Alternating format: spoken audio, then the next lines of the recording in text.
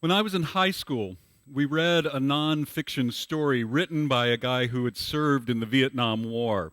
In it, he describes being out on patrol one night with a group of his fellow soldiers outside the perimeter and relative safety of their encampment.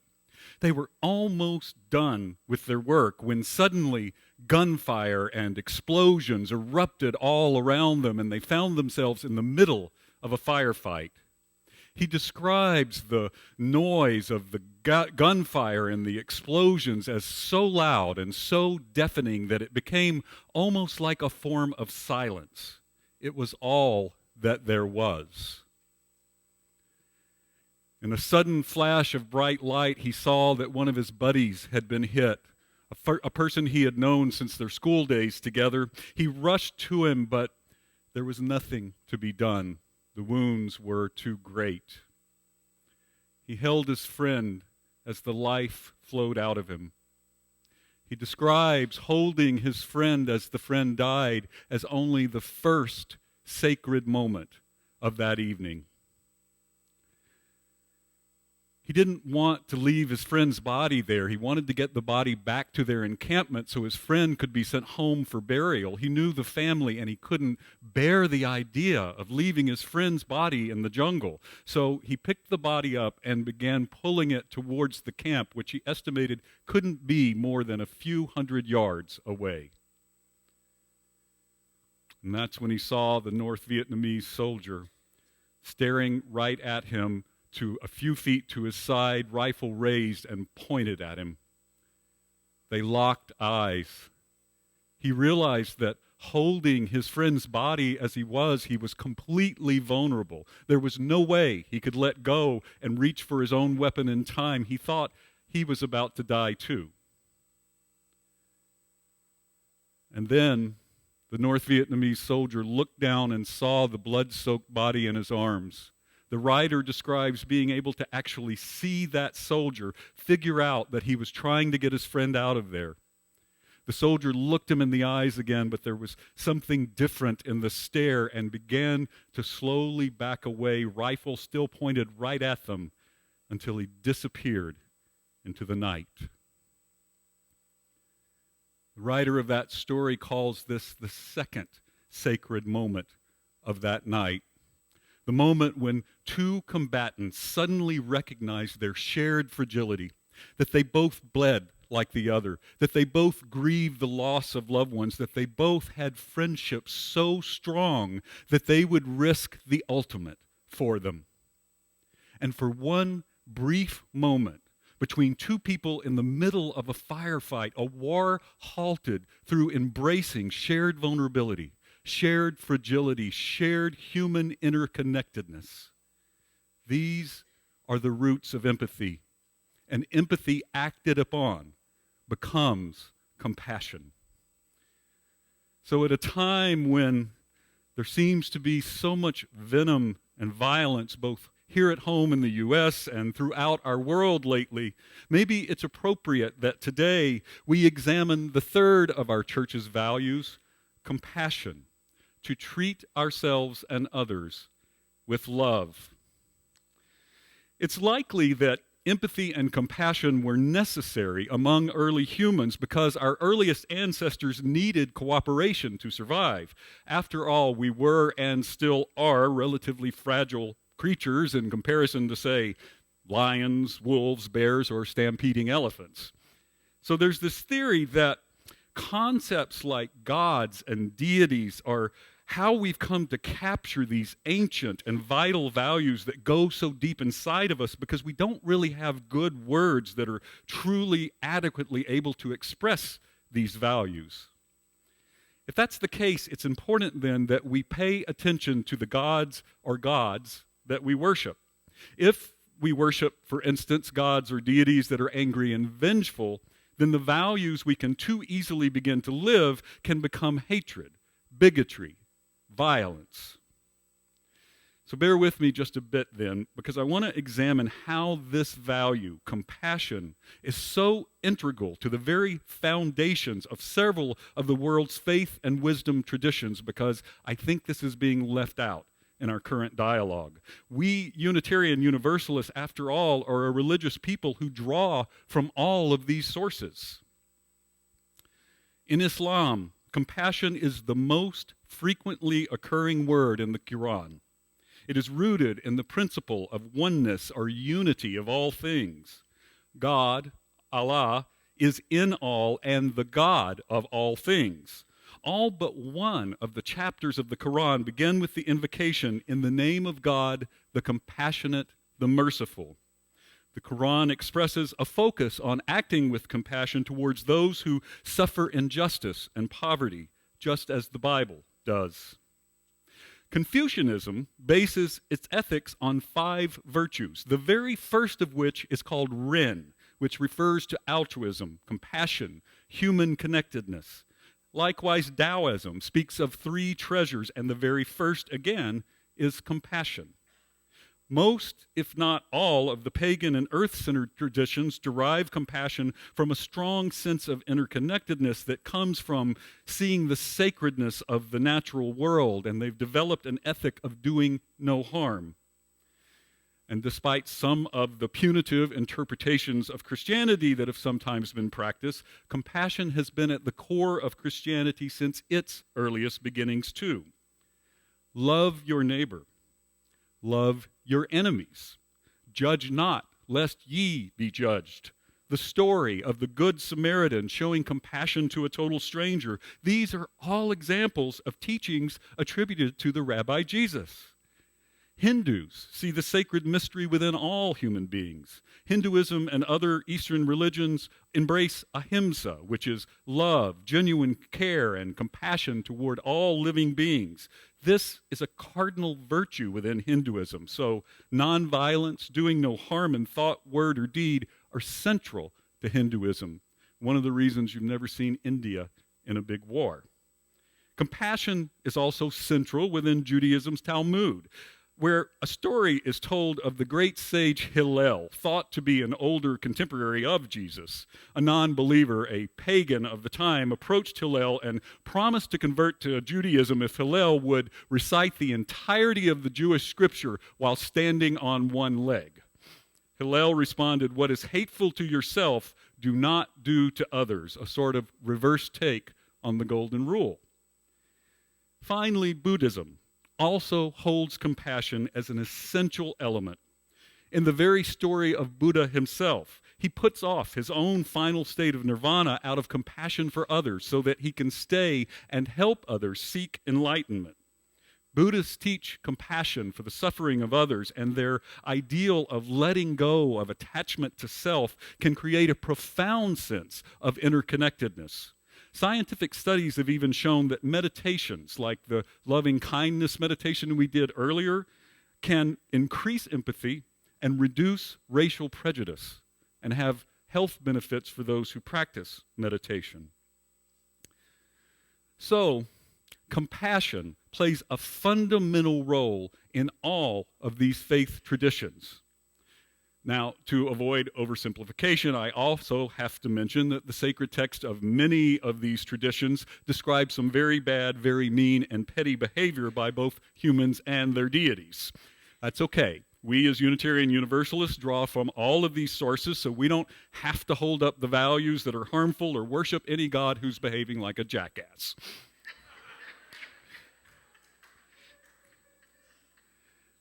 So, empathy arises out of recognizing both our common human fragility and the vastness and complexity of our interconnectedness. It allows us to engage in perspective taking, which is an ability to relate on a deep and emotional level with what our fellow humans are experiencing. I want to submit, though, that empathy alone is not enough. It's a feeling.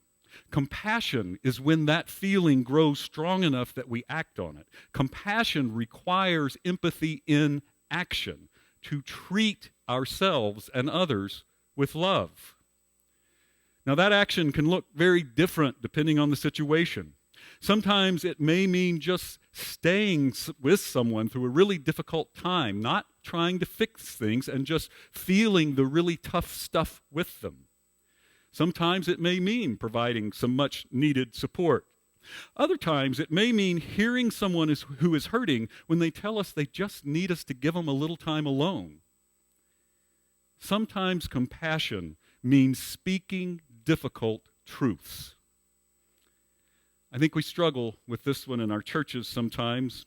Too often I hear about congregations where we tolerate unacceptable behavior because, well, that's just how so-and-so is. The thing is, I think that's misplaced empathy. I think compassion demands having a difficult conversation with so-and-so because not doing so harms everyone. Anxiety and resentments linger and build.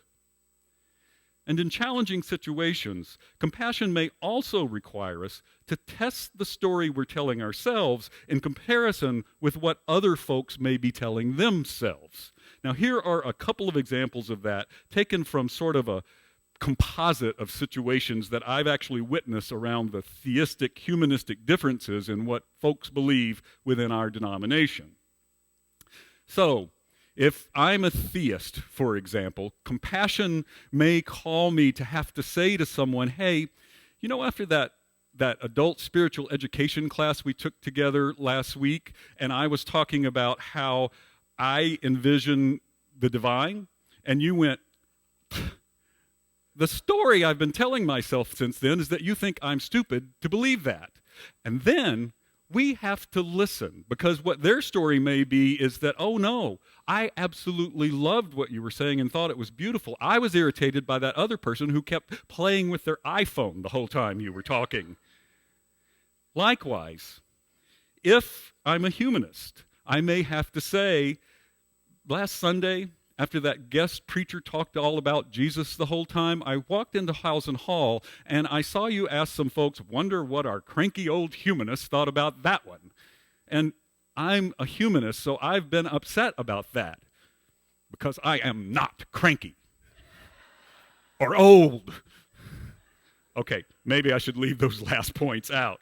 But again, then I have to listen and be willing to accept that their story may be, oh, I am so sorry. I actually consider myself a humanist also, and I was talking to some of my friends, and that's kind of a in-joke with us because we heard ourselves being referred to that way one time at one of our Unitarian Universalist General Assemblies. So often, the compassionate act is to let go of our glorious being upset and to give ourselves the chance to discover the very different stories different people are telling themselves about the same situation. And that brings me to this. Tomorrow, as you've heard, is Martin Luther King Day. I've been reading the Reverend Dr. King's last book, written shortly before he was assassinated.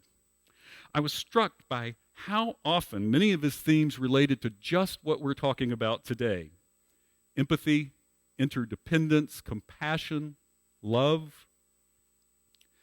But Dr. King also described how after the Voting Rights Act was passed, many white folks in the U.S. began telling themselves a very different story than the lived reality of African Americans who continued to struggle for equality.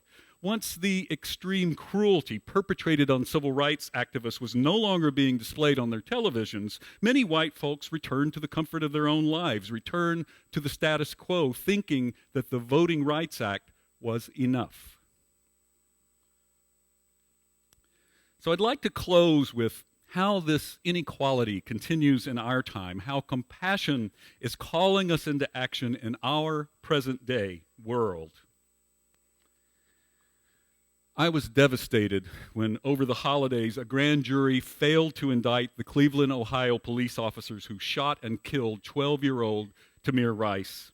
This despite the fact that there was a video showing one of the officers opening fire on Tamir as soon as that officer was able to get the police car door open, even though the gun Tamir was holding was a toy pellet gun, even though Ohio is an open carry state.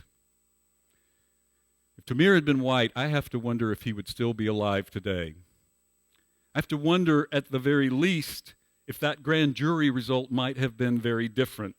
having followed the reports on it for months, it seems to me at least that the prosecutor in that case gave the grand jury a story designed to get exactly that outcome. No indictment. Like with Michael Brown in Ferguson, Missouri. Like with John Crawford in Dayton, Ohio. Like with Eric Garner in Staten Island, New York. Like with so many other unarmed African Americans killed by police in 2015. A recent study found that police in the U.S. killed at least 1,152 people last year, but that number is probably way too low because the reporting is so shoddy. 14 of our largest police departments killed African Americans exclusively. Police in the U.S. are 4 to 10 times more likely to kill black people than whites. The contrast between what happens to young African Americans holding toy guns and a group of white folks armed to the teeth with very real weapons who take over a federal facility in Oregon could not be more glaring. And so once again, empathy alone is not enough. Compassion calls us to do more than, like me sometimes, sit at home and yell at the television news, to do more than fill our Facebook and Twitter feeds with outrage, and to do more than just talk about it here at church, though that is important to do. Compassion calls us into action because we cannot allow the gods of vengeance and oppression to rule. Because our media may well soon lose interest in these police killings, and if those of us who are white have had empathy but no action, we risk falling right back into the status quo, just like those folks that Dr. King wrote about in his book. And yet, the killings will still continue. And the racism that study after study has shown is systemic within our educational structure and our immigration system, our housing system, our economic system, our banking system, our voting systems, and on and on and on will still continue. Racism threatens to diminish that spark of the divine within all of us.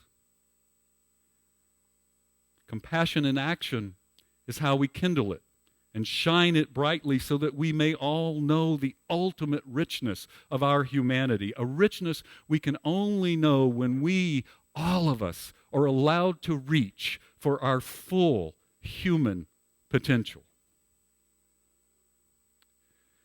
Racial justice is the focus of our Unitarian Universalist Standing on the Side of Love 30 Days of Love campaign that started yesterday. Now that's a mouthful, I know, because I just had to say it, but in the gallery after the service today, you can visit a table where folks from our Austin area UU White Allies for Racial Equity group will be happy to help you find out the many different ways you can learn more and you can get involved. Compassion, to treat ourselves and others with love. It seems so simple, yet it can be surprisingly difficult to live out. Nourished by the wisdom from all of those ancient traditions and moved to action by a growing awareness of our shared human fragility and our immense interconnectedness, may compassion be the divine light we choose to shine into our world. Amen. Thank you.